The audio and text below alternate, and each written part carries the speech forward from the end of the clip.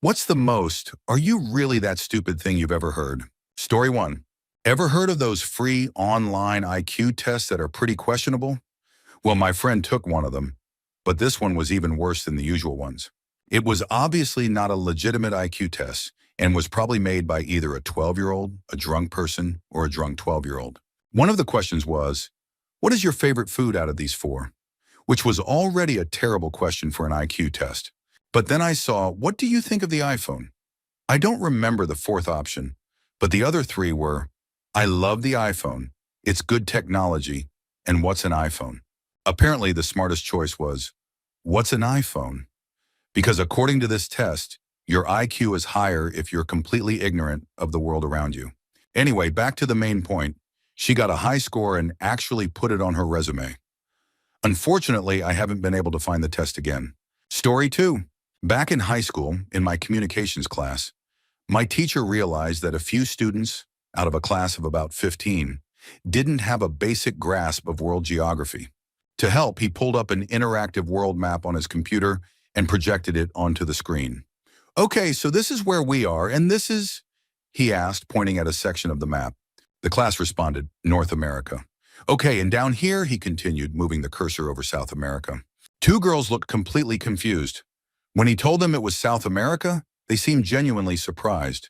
Then he moved the cursor over Africa. And both of these girls, at the same time with full confidence, blurted out, East America. Later in the lesson, one of them also said she thought North Korea was in the center of the US, and that's why we had so many problems with them.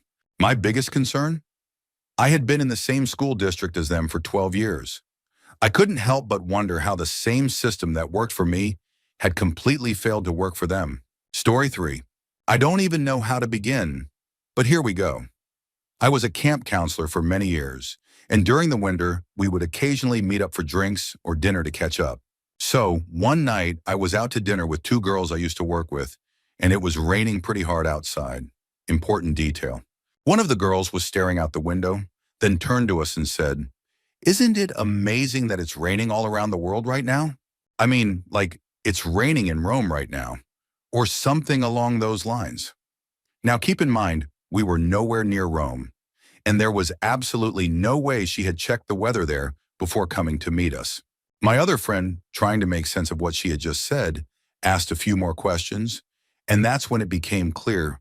She genuinely thought that when it rained in one place, it rained everywhere on the planet at the same time. Mind-boggling. Local weather stations? Never heard of them. Different climates? Not a chance. I lost contact with the weather goddess a few years ago, but I still see my other friend a couple of times a year. No matter what the weather's like, we always bring up that quote. Side note, I know people have questions. Do I have the answers? But I do know that this girl ended up dating a member of a very popular band. Like very popular. So I won't say who she is because I feel like it could ruin her. This whole thing blew up way more than I expected. Well done, team. Side note, I sent this to the other friend who was at that dinner, the one I still keep in touch with, and she lost it. She tells the story way better in person, but I did my best. Just glanced out my window. Light snow is coming down. Bundle up, everyone. Story 4. As teenagers, my friends and I were standing outside on a particularly clear night, talking about what ancient people might have thought the stars were, distant campfires of hunters, spirits of ancestors, things like that. Then our uninformed friend, who had just come back from the restroom, caught the tail end of the question, but then why are some stars brighter than others? Without hesitation, he said, Oh, those just reflect the sunlight better. It took us a moment to realize he was serious. He hadn't misunderstood the question. He actually thought stars worked like the moon, just reflecting sunlight. Every year after that, for his birthday, one of us would buy him a children's book on astronomy. Story 5. When I was in the Army, I had a soldier who was a genuinely good person, but in no way, shape, or form was he a good fit for the military. He was clumsy, unathletic. Watching him try to dribble a basketball was like watching Squidward try to dribble a basketball, and generally just aloof. I like to have people in my team teach small classes to the rest of the group. It helped them build confidence in their skills and gave everyone else a chance to learn something new. It was a win-win. For example, one person taught basic first aid. My saw gunner went over disassembling, cleaning, and reassembling his weapon. and so on. Just basic but useful stuff. So, I asked this private what he wanted to teach. I don't really know, Sergeant. I asked him what he was good at, and he said, history? Or I could do hacky sack. Again, a good guy, just completely out of place. Then he hit me with the dumbest thing I have ever heard in my life. And I once convinced another soldier that the Louisiana Purchase had been revoked and that he was going to be French by the end of the month. But that's another story. Back to Squidward. We had a dress uniform inspection every month. You'd get your Class A uniform ready, clean and pressed, medals on, brass polished, then stand outside in formation for about 15 minutes. Then you'd do the whole thing over again the next month. The night before one of these inspections, I walked through my soldiers' rooms to check their uniforms and make sure everything was squared away. The next morning, I had to take another guy to an appointment 3 hours away. We were stationed in South Korea. And 10 minutes before the inspection was supposed to start, I got a phone call from Squidward. And he dropped this bomb on me. Sergeant, my pants don't work. What the hell are you talking about? How do pants not work? I can't close them. Did you get fat this month? I saw you wearing them last month. Hell, I saw you wearing pants yesterday. What exactly is the problem? They're not working. I can't get them closed, and I think my dry cleaner sewed my pockets upside down. Hold up. Your pockets are upside down? Are your pants inside out? I don't think so, Sergeant. I'm not that dumb. Humor me, check. Not inside out. I told you. Okay, try putting your hands in your pockets and pushing them all the way down. Should I take the stuff out of them? Please do. Silence, then. Whoa, Sergeant, it worked. My pants work again. I gotta go. Inspection and all. I'm aware. Dude had somehow stuffed his pockets so full of junk that they flipped inside his waistband, making it physically impossible for him to close his pants. He was 21 years old, and the Army saw fit to issue him a grenade launcher. I still have no words. Story 6. My boss and I had to cover an event a few hours away, so we carpooled to the location. Now, for some background, I'm fairly well traveled. My parents made it a point to take us on vacation every year to a new national park or outdoor destination, usually traveling by car. My boss, on the other hand, was born and raised in the same town where we work. The only time she leaves the city is to visit family in NYC, which is about an hour and a half away. Back to the story. We were driving from Massachusetts to western Vermont, and once we got off the highway, it was nothing but farms in every direction. She was amazed by all the green grass, trees, horses, cows, like completely in awe. A bit odd for a 30-year-old, but given that she grew up in the city, I let it slide. We got stopped at a railroad crossing for about 5 minutes, and she started complaining about the holdup. I explained that this was completely normal and really not a big deal. While we were sitting there, she noticed a road sign listing the distances to nearby towns, Burlington 8, Dover 15, and so on. One of the towns had the same name as a town near where we were traveling from. That's when she said, and I quote, "This is a really roundabout way to get to Ludlow. I mean, you can just take 291 for like 5 minutes and you're there." At first, I thought she was joking. There was no way she actually believed we were still in Ludlow, Massachusetts. So I gently corrected her. "I think that sign is for Ludlow, Vermont." She looked confused and then said, "I didn't know multiple states could have the same town names. Isn't that confusing for the Postal Service?" And that's the moment I realized I work for an idiot. Story 7. This happened just this past Sunday while my wife and I were having an early Thanksgiving with her family. During dinner, my wife's cousin's husband managed to say, in the same conversation, that vaccines were bad, that Sandy Hook didn't really happen, and that we never actually landed on the moon. At first, I thought he was joking. But no, he assured me he was dead serious. Now, I'm usually a pretty passive person, but I lost it. The rest of the family had to separate us for a bit. The most aggravating part? It didn't matter what I said. No matter how much logic, evidence, or reasoning I threw at him, he just kept repeating, "You need to do more research." Like, mother, cur, you just told me you learned all this from watching a few YouTube videos. Oh my God, I need a drink just thinking about it again. Story 8. I work in a pizza shop, and when I open, I have to turn on the ovens. They take about 30 minutes to heat up. That means our by-the-slice pizza usually isn't ready until 11:25 to 11:30. One morning, I had just arrived and barely managed to turn on the lights when a man walked into the store. I was running a little behind, so I unlocked the door at 10:59. But let's be real, Most of us get there just a minute or two before opening. This guy walks in at 11:00:30, literally 30 seconds after I unlock the door, and starts, "No pizza today, huh?" "There will be, but we just opened. So I need to wait for the ovens to heat up." "Yeah, I know. I watched you unlock the door." "Right. Well, we usually don't have slices ready until 11:30, but if you want to come back, I can set some aside for you." "Yeah, I know. I come here all the time. No slices right now, though, huh?" "Again, sir.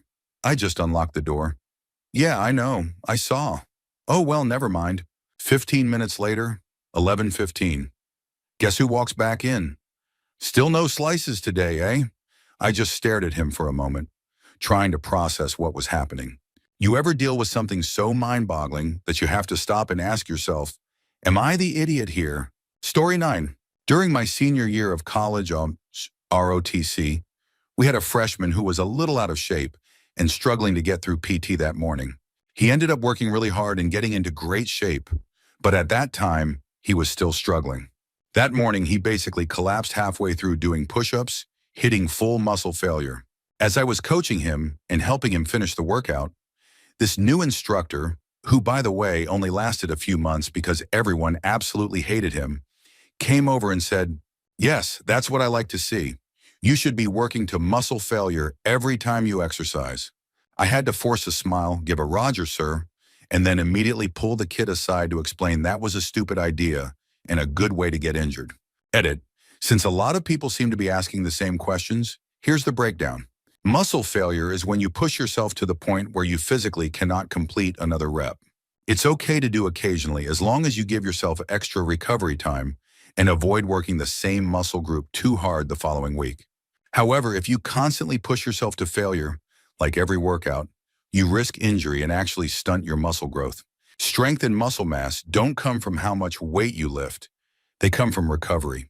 If your muscles never get a chance to heal properly, they won't grow. Worst case, you risk serious injury, like a muscle tear. A good rule of thumb for weight training. Your last 2 reps of a set should be the hardest, where you really have to push yourself, but not to the point where you physically can't do them. Story 10. I sell trading cards, and there's this regular customer who comes in often.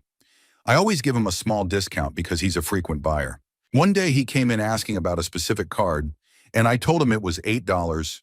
Then he asked if I had another one. I searched through the binders and boom, found a second copy. That's when things got weird. He started patting his pockets frantically like he was searching for something important.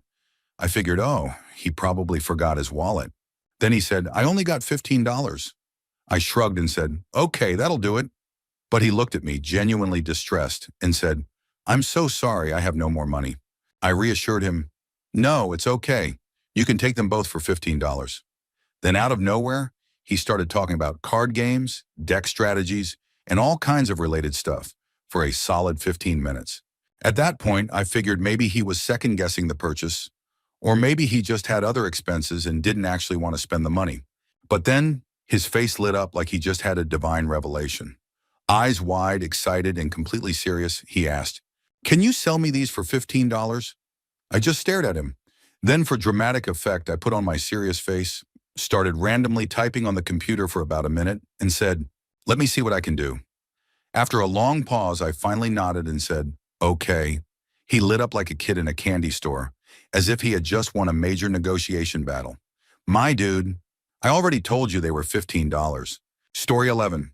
A couple of weeks ago at work, I'm a server, my coworker had a table with a little girl who had just finished chemotherapy.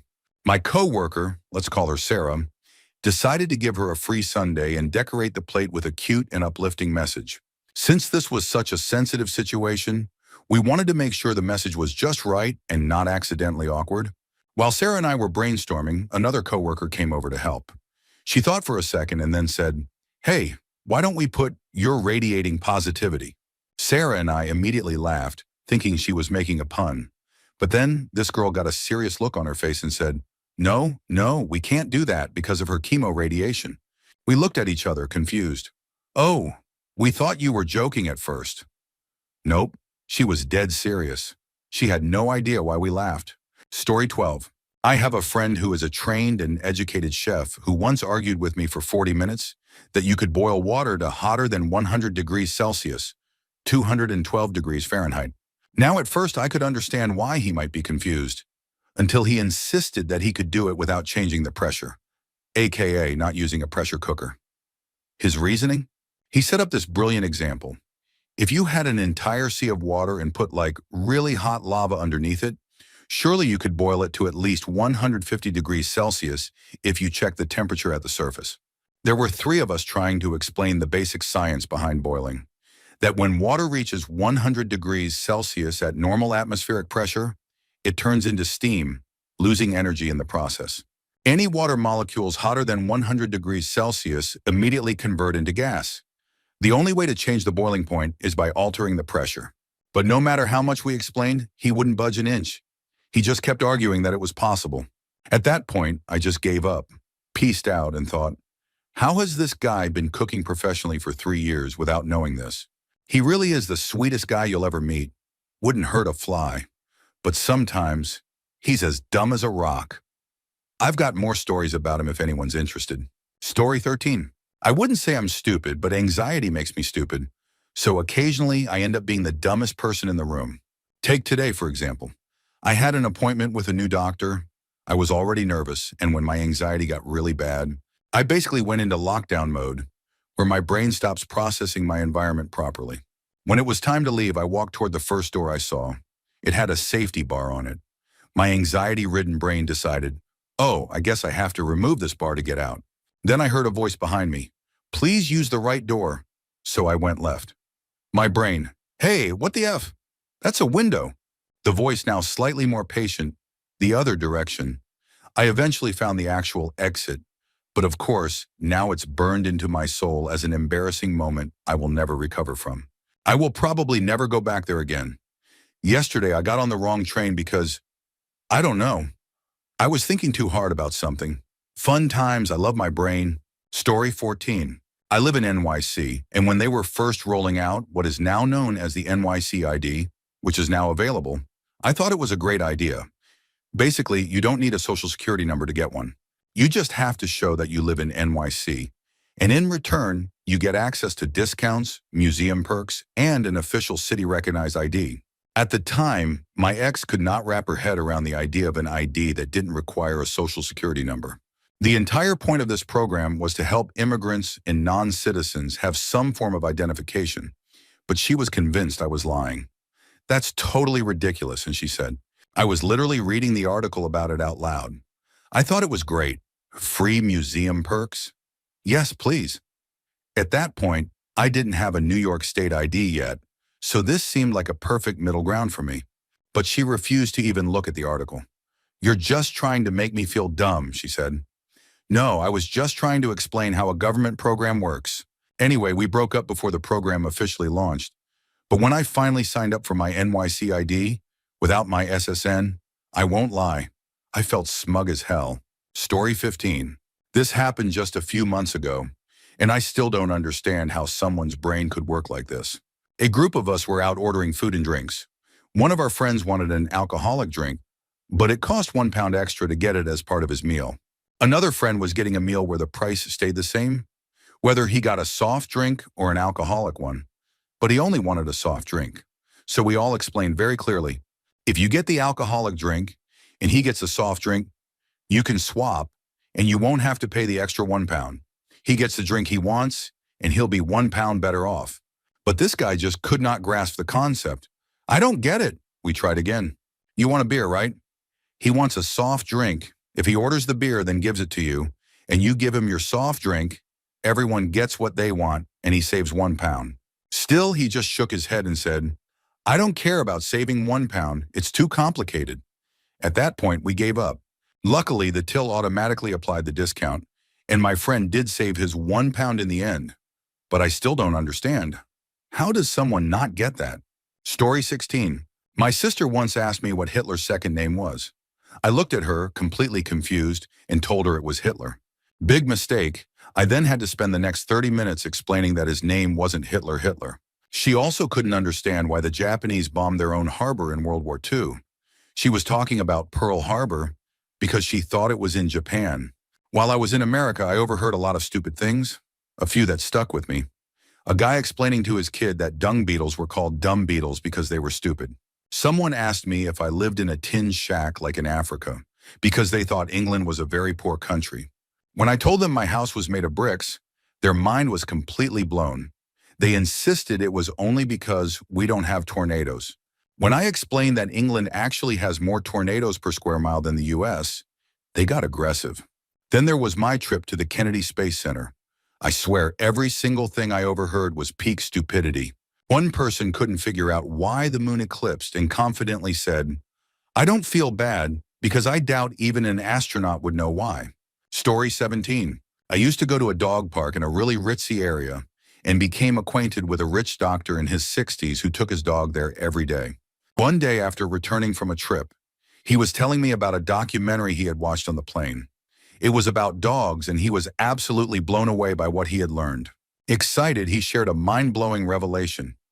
Did you know that a dog can smell so well that if you put a cheeseburger into your garbage can, even if it didn't see it, it would know that it's there? Even if it didn't see you put it in there. That's how well it can smell. I genuinely didn't know what to say. This man was a rich, successful doctor, and he had been a lifelong dog owner. And yet he had made it to that point in life without realizing that dogs have an amazing sense of smell. I lost a little respect for the medical profession that day. How could someone be that successful and yet so dumb? Story 18. I was once in a class with a state politician. I don't remember his exact position, but he was a state assemblyman or something. He had come to speak to us about his experiences getting into politics, how he ran his first campaign through grassroots efforts, how he got involved, etc. At the end of the talk, he opened the floor for questions. A woman behind me raised her hand and with full confidence asked, "When you talked about running for office, what does that mean exactly? Like, does it mean you literally run to your office every day?" I slowly turned around to see who had just allowed this question to escape their brain filter. I wish I could have seen my own face because I have never been more dumbfounded in my life. Story 19. About 20 years ago, I was a project manager for a major US telecom company. We had a very diverse team and had just completed a large integration project. As a reward, our manager took us out for lunch. One of the requested menu items was pizza. Since my immediate subordinate, Sadiq, was a devout Muslim, I reminded our manager that we needed to make sure there was no pork on his pizza. Now, our manager wasn't someone I would have ever considered stupid or ignorant. She had graduated from the US Naval Academy, was a decorated fighter pilot, and generally seemed like a very intelligent woman. Until that day, when I told her about Sadiq's dietary restriction, she said, "No problem, I'll just order pepperoni." I paused. "Pepperoni has pork in it." She laughed. I looked at her funny and she asked if I was joking. "No," I said. "Sadiq is adamant about his diet. Pork is a big no-no for him." She shook her head and said, "Who puts pork in a fruit?" I blinked. "I'm sorry, I thought you said pepperoni." "I did," she replied. "Pepperoni, the fruit." I was absolutely perplexed. After a few seconds of silence, she confidently added, "You do realize pepperoni is a fruit, right? It grows on trees." I had no idea what to say. Finally, I managed, "Pepperoni is meat. It's basically a sausage." She laughed again and said, "I don't know where you heard that, but pepperoni is definitely a fruit. There's no meat there." At this point, I called over a coworker to back me up. "Hey, does pepperoni contain pork?" I asked. "Well, yeah," he said, "beef and pork." She burst out laughing again, attracting the attention of a few others nearby. But instead of realizing her mistake, she was stunned at our collective ignorance. She was fully convinced that pepperoni was some kind of tubular fruit that was harvested from trees, thinly sliced, and put on pizza. This was pre-Google, so it took 2 days before someone brought in a book listing the ingredients of pepperoni. She was utterly shocked to learn she was wrong. This was an educated woman in her 40s who had spent her entire life believing pepperoni was a fruit. Sometimes you run into an argument so completely absurd, you just don't know how to proceed. Story 20. This one happened right here on Reddit, and it was widespread. My top karma comment was a story about a man who played the lottery. He bought 2 tickets for the same drawing. Now, most people would play different numbers on each ticket to double their still tiny chances of winning. Not this guy. He played the same exact numbers on both tickets.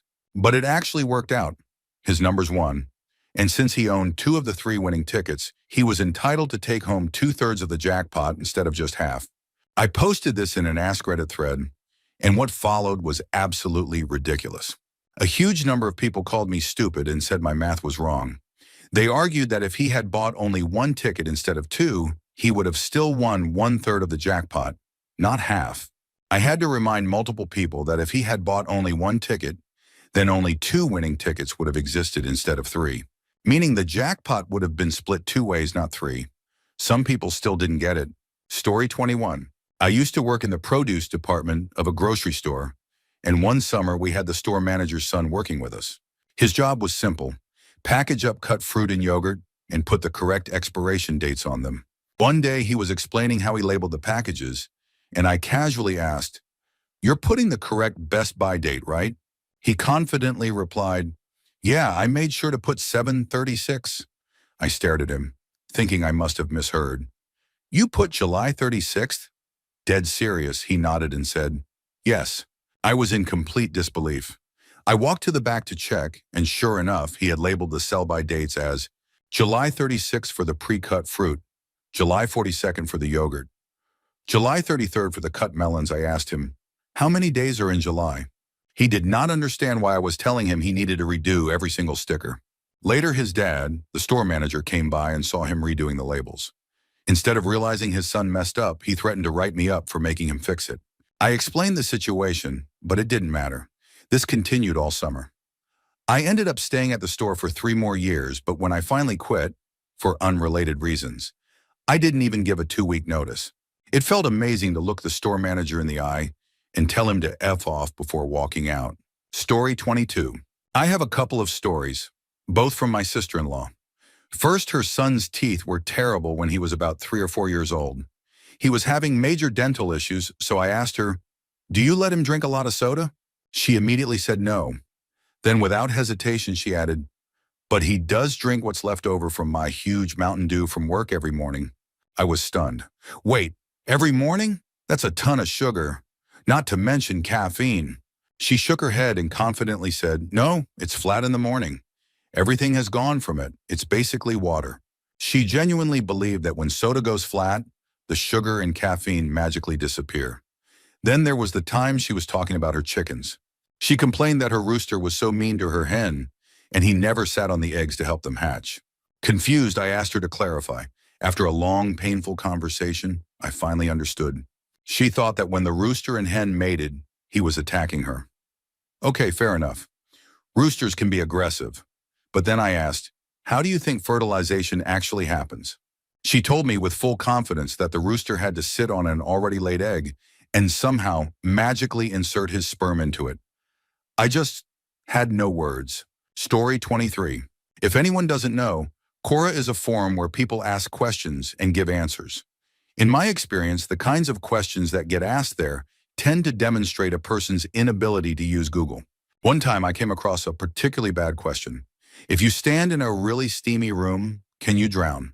I was shocked that someone would even ask this. But what made it worse was the response my friend gave. "Yes, you can definitely drown if it's too steamy, and you should get out of that room." I was speechless. He's not my smartest friend.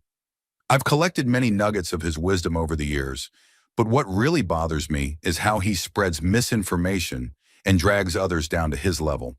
For example, he believes that the world is covered in fresh, desalinated water.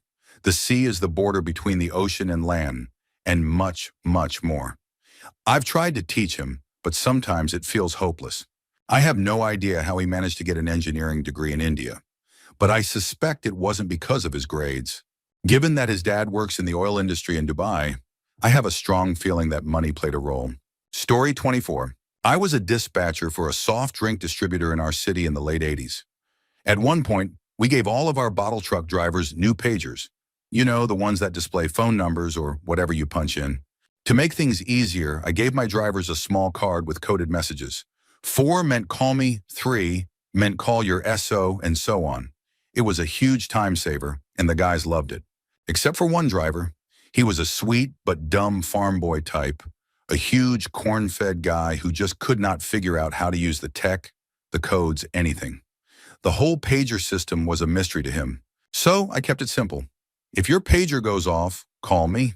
That became our system. Fast forward to later that summer, and I got a call from the state troopers. This driver had wrecked his truck on the interstate, spilling product everywhere. The truck was on its side. Luckily, he was okay, but he specifically asked to speak with me. Turns out, his pager had accidentally switched to vibrate. He had it in his shirt pocket, with his arm resting on the window as he drove down the interstate. At some point, I paged him. He felt the vibration and thought a bee had flown up his sleeve. So naturally, he panicked and started thrashing around, trying to get rid of the imaginary bee, and that's how he crashed the truck. The state troopers figured it all out and were beside themselves laughing. Meanwhile, everyone on site got to enjoy free product because the cleanup happened real quick. After that, I had the maintenance department glue the button on his pager so it could never be switched to vibrate again. Story 25. An old acquaintance once accused me of trying to break up our group of friends. Here's the context. This guy used to invite himself over to my house every Friday during the summer to hang out with our friend group. At first it was fine, but after weeks of hosting, I was burnt out and just wanted a break. The problem? Every time I tried to cancel, he would chew me out with some variation of, "I'm going through a really hard time right now, and I need these hangouts to cope." He'd guilt-trip me every single time until I gave in. By the end of the summer, the stress of organizing these hangouts I no longer wanted was eating me alive. So I finally put my foot down and told the group I needed a break. Most of them were completely understanding, but this acquaintance, not so much. He immediately started suggesting alternatives, basically trying to keep the weekly hangouts going, just without me. I told him that was completely fine, and if he wanted to host them, go for it. But I needed a few weeks to just relax. Ever since that moment, he left the group and started complaining to other people that I was trying to break up our friend group by not hosting anymore. Ironically, the group is still together to this day. We eventually started hanging out again, without him. Story 26. A friend from high school had the most warped understanding of world geography I've ever seen. One day we had her draw a world map for us. We've been taunting her about it ever since. She thought Africa was at the top of the globe. She believed that from Norway you could just drive north to Egypt. She had no idea there were two poles. She thought Oceania was made up and that the continent was actually just called Australia. I couldn't fathom how someone could know so little about geography. We all had the same education. So naturally I asked her, "Where the hell have you been during geography class?" She just shrugged and said, "I never really paid attention is all." My God. Story 27. A few years ago when I first started at Starbucks, we had a regular customer named John. Really nice guy. Not much for conversation, but always polite. Every single day without fail, John ordered the same drink, tall caramel macchiato. Nothing fancy, super easy to remember. One slow day, John walked in, and since there was only one other person in line, I nodded at him and immediately started making his drink. No point in making him wait. I finished his drink, noticed he was making small talk with someone, and called out, "John, I got your tall caramel macchiato." Before John could even walk over to grab it, the girl behind him suddenly stomped over, grabbed his drink off the counter with an exasperated sigh and said, "Ugh, my name's Becca, and I wanted this iced." Then she stormed off. I just stood there staring. John hadn't even moved yet. Story 28. This is the story of a girl, we'll call her Nale, and how she failed her elementary school geography class. And just to be clear, in Danish schools, elementary lasts until you're 16, so we're not talking about some little kid. We're talking about a young adult nearing voting age. Buckle up, furs. One day our teacher had the world map out. Nala raised her hand and asked, "Why is there ice at the bottom?" People always say the South is warm. The teacher had to explain to a 16-year-old girl that the Southern Hemisphere exists. She was mind blown. This, however, was not the reason Nala failed geography. Later in the year, the same teacher had the world map out again. Nala raised her hand and asked, "So if you go off the edge on the left, you end up on the right, right?" The teacher, already concerned, hesitated for a moment before saying, "Yes?" After all, this was basic knowledge. But then again, so was the existence of the Southern Hemisphere. Then Nala hit us with, "So I've been wondering, if you go to the bottom, do you then end up at the top?"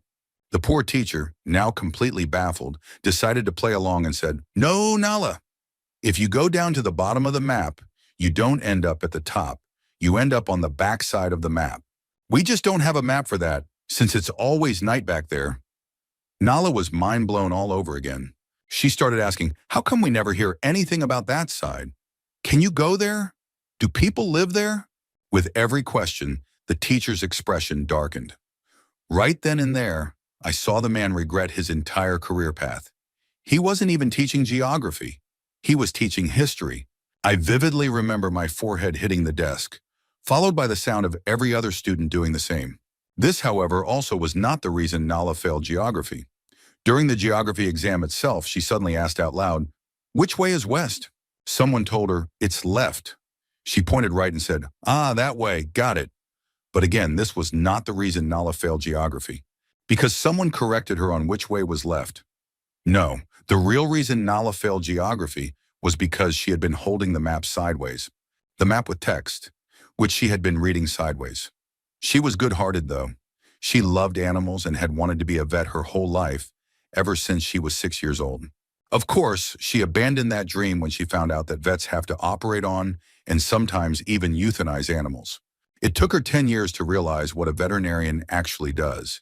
She honestly thought you were just supposed to pet the animals back to health. Oh, Nala, the thought of you being able to vote keeps me up at night. Story 29. I worked drive-through at Taco Bell a few years back. There was this one guy who came through every single day and ordered 3 cheesy potato burritos. This burrito was one of the most expensive ones on the menu because it had half a pound of beef in it. And every time, he asked us to take out the meat. The first time he did this, I tried to help him out. I suggested the loaded potato griller, which is literally the same thing, just cheaper. I even said, "Hey, why not just order 3 of those?" His response? "Nah, because I don't want it grilled." I told him we could just not grill it. But nope, he insisted on getting the more expensive burrito, just without the thing that made it expensive. For reference, the loaded potato griller was about $3.50 less than the cheesy potato burrito. Since he ordered 3 of them every day, he was paying $10.50 more than he needed to. Every single day. Anytime I worked and he came through, I'd still offer the cheaper alternative, explaining the $10 price difference. But he never changed his order. Let's break this down.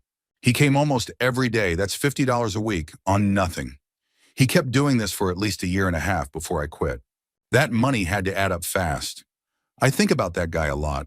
I hope he's not still doing this. Story 30. It's hard to pick just one because I've heard a lot of dumb things over the years. So here are a few highlights. In high school, there was a girl in my class named Misty. She was, to put it lightly, not very bright. She was very open about her dating preferences, often saying, "I don't want no white boys." Misty was white, usually had cornrows, and made it a point to be as provocative as possible. She barely scraped by in school, passing with low Ds, and spent most of her time texting some guy during class. One day we had a state-mandated test. At the top, there was a race ethnicity question. It listed white Caucasian. Misty raised her hand and with full confidence asked, "What's Caucasian mean?" The teacher, who also happened to be the head football coach, just stared at her for a moment and then said, deadpan, "Misty, you're a cracker." She did not understand why the entire class cracked up laughing. Then there's my sister, who used to completely char any hamburger she cooked, to the point where it was blackened and crisp. She did this on purpose. Why? Because when she was younger, a kid in our town died from E. coli poisoning at a restaurant that later got shut down. Her logic? If you burn it to a crisp, you can't get sick. It didn't stop there. If she ordered a hamburger at a restaurant, she would squish it as flat as possible before eating it. Why? Because according to her logic, if you squish it, you can't taste the E. coli. And if you can't taste it, you can't get sick. She kept doing this past the age of 18. She's now a nurse studying to get her RN. Thankfully, she doesn't do this anymore.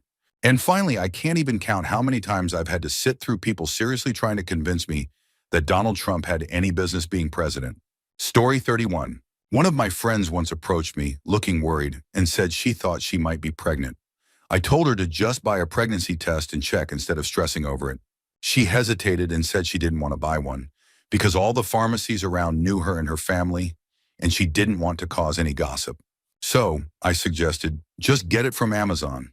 You're a Prime customer anyway, so you'll get it within a day. She looked at me offended and said, "Don't talk like that. This is the first time I've had unprotected S in 2 years." I blinked. "What the F are you on about?" She scoffed. "I'm not a Prime customer. I don't order pregnancy tests that regularly." I just stared at her. She had spent an entire year thinking that an Amazon Prime customer was someone who regularly ordered the same product, not someone with a subscription. Story 32. I was driving to a job site with a coworker when we passed a Japanese steakhouse. She frowned and said, "These restaurants confuse me because actual Japanese people don't have access to meat." I asked her what she meant, and she explained completely serious that Japanese people only eat fish because that's all they can catch or raise there. According to her logic, a Japanese steakhouse couldn't exist because Japanese people wouldn't know how to cook red meat. I had to take a deep breath before explaining that, yes, Japan has beef, chicken, and pork. I told her about Wagyu beef, yakitori, and tonkatsu, and that contrary to her belief, Japan's cuisine isn't just sushi and ramen. But honestly, am I surprised to hear this from a white Idahoan? No, I am not. Story 33. We had a dude that came with us to one of those highly encouraged volunteer events for our unit. And on the way back, we were running low on gas. No big deal, right? Just stop at a gas station? Nope. We had to skip 4 different gas stations because this guy had a list of gas stations he was allowed to go to. His reasoning? Hackers will steal your card info, but they only target small gas stations, not big companies like Shell. When we finally stopped at a safe station, he went inside to pay instead of paying at the pump. When he came back, he was gloating about how the register attendant totally understood when he explained his logic to her. Same night, same guy. We stopped at Hooters because it was the only sit-down restaurant open on the road at midnight. The waitress came over and let us know up front. The grill's down, but the fryers are still working, so most of the sides and all the chicken are available. Pretty straightforward. This dude proceeds to ask for 3 different burgers. She reminded him the grill was down. He finally settled on wings, but then came the next ordeal. He asked if his coffee was free, then if it came with sugar, then if the sugar was free, then if it came with creamer, then if the creamer was free. At that point, I just ordered 2 drinks and tipped the poor lady 100% out of sheer secondhand embarrassment. Story 34. Currently working with a guy who thinks he's brilliant because he wants to breed dogs that can sniff out the gay instead of drugs. Yes, he was dead serious. He even went to our supervisor later that day and recounted the tale of how hard he made his coworkers laugh, completely unaware that we were laughing at him, not with him. Work with a girl who has anxiety issues. Says her emotional support person has borderline personality disorder. Worked with a girl who didn't know the difference between the Pacific and Atlantic Ocean. And worked with sisters who used to play trivia crack while the rest of us did actual work. They did not know that George Washington was the first U.S. president. They also spent most of their time trying to get people fired for stupid things and were constantly worried about whether someone was talking about them. The best day of my job was when they were both laid off due to lack of work to do, but then replaced by 2 new employees the very next day. No one at my workplace ever gets fired. I guess that's another stupid thing. Story 35. While at work, my buddy was thinking about starting a wristwatch company. He had found a China-based distributor that could custom make watches for cheap, and he figured he could resell them for a profit. So, he was asking around the office for potential brand name ideas. None of us really had any great suggestions. Then, this wonderful coworker of ours chimed in with an idea. She went, "You know how a watch is like, you're seeing something? Like, you're watching something? Well, how about you spell it like watch? It's like a play on words." We all just sat there. We had her explain her idea 3 times because we simply could not stop laughing. After she got upset that we weren't taking her idea seriously, we finally asked, "How do you spell both versions of watch?" She froze. She was super embarrassed when she realized she had been thinking about which and which the whole time. Story 36. When I was in 7th grade, one of our older teachers had a close personal friend who was a World War II veteran. For Remembrance Day, he came in to talk to our class about his experiences serving in the war. After his initial speech, he opened the floor for questions. Now, we had this one kid in our class, bit of a military and war nut. It was pretty obvious that most of his knowledge came from Call of Duty and war movies. The first thing out of his mouth was, How many of your friends died in the war? The entire room fell silent. Our teacher immediately stepped in and told the veteran he didn't have to answer. The man just paused, then quietly said, "A lot of them." Nobody else asked any questions after that. The kid who asked the question had already been bullied a lot before this. But after that day, it got way worse. Looking back, it's clear that he probably had some serious learning disabilities, but he was also always kind of mean-spirited. To this day, I still don't know if he even realized he was being an asshole. Story 37. I'm sure this will get buried, but here it goes. When I was 8 or 9 years old, one of my mom's old college friends came to town. My mom took me along for the day while she caught up with her friend. We went to lunch at a seafood restaurant, and in the lobby they had a lobster tank. I was sitting on a bench, playing on my Game Boy, while we waited for a table. Mom's friend walked over to the lobster tank, looked at it for a second, and said something like, "That's not a very pretty centerpiece for their lobby." My mom explained, "They're not for decoration, they're for eating." Her friend immediately put her hand against the glass, frowned, and said, "I don't know. This water really doesn't seem hot enough to cook them." I looked at my mother in disbelief, but she gave me a warning look that said, "Don't start." So I let it go. Later, as we were driving her back to her hotel, we passed the local Greyhound track, which was hosting a big event. As we waited at the intersection, the friend asked, "What's going on over there?" My mom explained, "That's a dog track." She didn't seem to understand, so my mom clarified, "It's an arena where they race dogs and people bet on the winner, just like horse racing." The friend nodded, and the car was silent for a moment. Then, just as we passed the track, she quietly said, "Those jockeys must be really tiny." Story 38. I work at a bulk food store, and we have a program that lets customers bring their own reusable jars to cut down on bag waste. The process is simple. Customers bring their jars to the register. We weigh the empty jars so they don't get charged for the weight of the glass. We write the tear weight on the lid and send them on their way. One morning, a young couple walked in and came to my till to get their jars weighed. They had about 10 jars and they were all identical. Since I had a long line of customers waiting, I decided to weigh just one jar and write the same weight on the rest. Because, they're the same jars. Seemed reasonable, right? Well, not according to the girlfriend. She insisted that I weigh each and every jar individually. The boyfriend, clearly embarrassed, jumped in. "Come on, babe, they're all the same. Let's not hold up the line." And then she said something that broke my brain. "Well, the AR and the jars will weigh different." The boyfriend just stared at her, blinking. "Babe, but what?" She doubled down. "What do you mean, what?" "They weigh different." I swear my mind just shut down for a moment while I tried to process what I had just heard. The boyfriend and I exchanged a knowing look, and I figured that just weighing all the jars would be the easiest way to end this conversation. Guess what?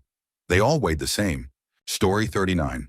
I used to work at a Panera Bread in an area close to a university, so we got a lot of 18 to 22-year-olds coming in or ordering online. One day I was on salad duty, and I looked up at my order screen to see an order for a large Fuji apple chicken salad, or whatever it's called. If a customer doesn't want an ingredient, it shows up crossed out in red on the screen. So this salad order pops up.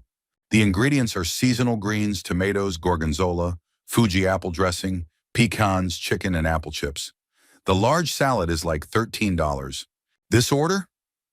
Every single main ingredient was crossed out except for the apple chips. I showed my manager and he was like, "That cannot be right." So he called the girl to confirm. She sheepishly replied, "Yes, that's all I want." I wished so badly that she had been there in person, so I could tell her that Publix sells the exact same apple chips for like $2. Story 40. Oh, I got one. I used to work at an auto parts store, and one day a lady came in asking for a battery charger. I showed her what we had, but she kept insisting, "I want one I can plug into the cigarette lighter." "Okay, no problem." I showed her the one that plugs in and has a solar panel. She frowned. "Number, I want to hook it to my battery." At this point, I started getting confused, so I clarified. "So, you want to go from the battery on one car to the lighter on another?" She looked me dead in the eyes and said, "No, dumbass, just the one car. I only have one car." It took me 20 minutes to try and explain that if the battery is dead, the cigarette lighter is also going to be dead. She still wasn't getting it. So, in one last desperate attempt, I grabbed a power strip, plugged it into itself, and tried to make that analogy. She didn't understand why that wouldn't work either. Story 41. This happened maybe 15 to 20 years ago. A family member called me. How's it going? Good. You? Nah, my chest hurts and I don't feel well. What happened? Well, I was working on some electrical equipment in the house and removed the fuse instead of turning off the house electrical mains so the burglar alarm wouldn't go off. After I was done, I was leaning on the kitchen sink, metal, while reinserting the fuse into the fuse box and got a shock. When did you do this? Oh, 10 minutes ago. Yup, he took 240 volts straight up one arm, across his chest and down the other arm into the plumbing. The only reason he's still alive is because his arms were bent, and the jolt threw him across the room instead of stopping his heart. Oh, and let's not forget the morons who thought it was a good idea to install a kitchen sink and a fuse box in the same location. So my family member got a dinner, bed and breakfast in the hospital, plus a stern lecture about luck and not doing that again. 1 month later, I had to physically restrain him from trying to fix his old school cathode ray TV. The back was off, it was turned on, and he was about to start tapping individual components to find the dodgy solder connection. His tool of choice? A 50-year-old metal screwdriver with a wooden handle, the kind where the metal rod runs straight through to a flat bolt on the back. He got mad at me for stopping him and actually said, "While you may have a PhD in physics, I have a degree from the University of Life." Yep, he actually said that. He ranted at me for 15 minutes before finally agreeing to just go buy a flat-screen TV, which, as I pointed out, would pay for itself in electricity costs while also keeping him alive a few more years. For Christmas that year, I got him rubber gloves rated at 10 kilovolts. Story 42. The other day, me and a coworker, we'll call her E for clarity, were marveling at this guy's hair. It was an older black man, and he had long dreads, like down to the back of his knees. E wondered out loud how long he had been growing them, so I went and asked him. He said 15 years. I was amazed. Wow, I've been growing mine for 11 years, and they're nowhere near that long yet. Mine are about 3 inches above my belt. So I went back and told E. That's when another coworker, we'll call him B, jumped in and said he didn't believe the guy's hair was actually all his. I asked him what he meant. He said, hair doesn't grow that long. I just stared at him. What? That doesn't even make any sense. E jumped in and said, haven't you ever seen women with hair down to their legs in a long braid? B shrugged. Well, yeah, but that's women. Men's hair doesn't grow that long. Besides, what did he do? Just not wash his hair for 15 years? E and I looked at each other, then turned to B. Dude, what does that even mean? He can wash his hair. B, still confused, replied, well, how does he wash it? I couldn't help the look on my face before I very carefully explained. Just like you do. He runs the water, puts his head under the faucet, lathers, rinses, repeats, and then dries. That was a stupid question. B got mad that I called it a stupid question and stormed off. Me and E just stood there shaking our heads at him. Story 43. From me. I never had cereal growing up because I lived in a country that didn't have cereal. So, for some reason, I thought cereal was made by adding hot milk. Sort of like how you heat milk for coffee and then pouring it over the cereal. The problem is, I found this out in theater class. We were doing charades exercises and I had to convince my classmates that I was having breakfast. Now, I never had cereal for breakfast. My usual breakfast was milk tea, some grain-based food, and either eggs or potato dishes. But I knew that in America, people associate cereal with breakfast. So I mimed pouring milk, boiling it, then pouring it into a bowl and adding cereal. Nobody in the class got it. I then made it worse by trying to explain it after I failed. That's when I learned that you just pour milk. No boiling involved. Would have been fine if I had figured this out before making a fool of myself, though. Story 44. I had a friend in high school. We are no longer friends due to a series of unfortunate events. Anyway, in our area, we had a longtime local congressman named Bob Michel, and he had a bridge named after him. She relentlessly referred to it as the George Michael Bridge. Every single time. I'm almost 100% sure she wasn't joking. Now, 20 years later, I still call it the George Michael Bridge. She also thought you could turn one way on red. One day I had to explain to her, while facing an onslaught of confused and pissed off drivers, that it was not left. FFS, this was a year after driver's ed. I blame her dad. He was a real bastard, just mean to her all the time. I assumed she was better off being as dumb as possible so she could stay ignorant of his abuse. I felt sorry for her, but she still treated me like shit at one point, so I broke off our friendship. Story 45.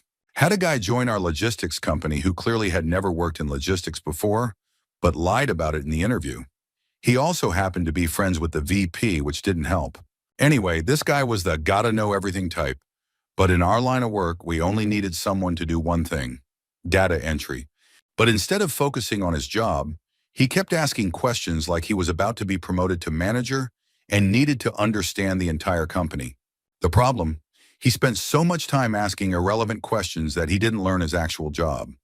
Every single day, he asked the same questions about how to do his task. He would never write it down, even when I told him to. When I forced him to write it down, he would still ask again later. So one day, I had enough. I asked, "Do you have this written down?" "No." "Are you sure?" "No." So I took his notepad, skimmed through it in 2 minutes, and found the answer. He looked at me and said, "Oh, I didn't see that." I mean, the evidence was right there. But sure, let's pretend it doesn't exist. Story 46. I went to school with a kid who absolutely loathed yogurt. Every single day he complained about how his mom packed him yogurt and then got mad if he brought it home untouched. Dude was a country boy, but a good guy. So every day he would rip off the lid, take a few hesitant bites, then toss it. He always said it was sour and bland. Points for trying, I guess. This went on for 16 years. One day we finally asked him, "Why don't you stir your yogurt?" He looked confused. "Why would I do that?" We pointed out that there was fruit at the bottom. You know, the best part. We had to explain that this is why there were pictures of fruit on the sides of the cups. He stirred the yogurt, watched as the color and texture changed, then took a bite. It was like he had just discovered fire. Dovesum, rainbows, unicorns, life changed. This was in high school. By that age, you'd think someone would have figured out how yogurt works. Or at the very least, seen a classmate stir theirs at least once. Story 47. I've got a story from this weekend. Hired a new guy last week. I just need him for nights in the kitchen at my bar, except for Saturdays. I need him to pull a double Saturday. Guy didn't come very highly recommended, but hell, it's just bar food. How hard can it be, right?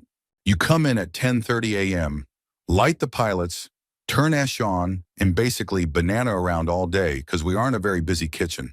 I'm trying to rebuild the food end of the business, and it's a slow process. So I wake up to a call from the owner 2 hours after the kitchen opens. They can't get the fryer's pilot light lit. I walk him through it. 10 minutes later, I get another call. Can't light the flat top. 2 hours after that, I'm at my other job managing a different kitchen, get a call, and it's from a buddy of mine sitting at the bar. He's telling me the new guy has a pot of fing oil on an open flame, has set the oven top on fire twice, shaking it back and forth trying to break apart fries, all because he never turned the knob from pilot to on. Amongst the multitude of shites he did wrong that day, that's the closest I've got. FFS, I've got 2 cousins with Down syndrome that have more sense. Story 48. I know that this is religious belief, so there are plenty of people in the world that believe this stuff. I think that was the saddest part about this. I met this guy who had been homeschooled for most of his life. He was an extreme fundamentalist, which is what I found out during this conversation. We were discussing why I was an atheist and so on. At some point, he brought up how the earth was created 7,000 years ago or whatever. At that point, I had to stop the conversation in its tracks. That is a person who is willfully ignorant about his surroundings and will chalk up science to nothing more than the devil. It's crazy talk, and it can't be reasoned with. I grew up in a Catholic household, and even they had some God's time versus our time argument that at least attempted to fit science into their worldview. Look, I was very excited to find out why he was a Christian and his reasons for believing in a God. That statement told me his reasoning is, the Bible is law.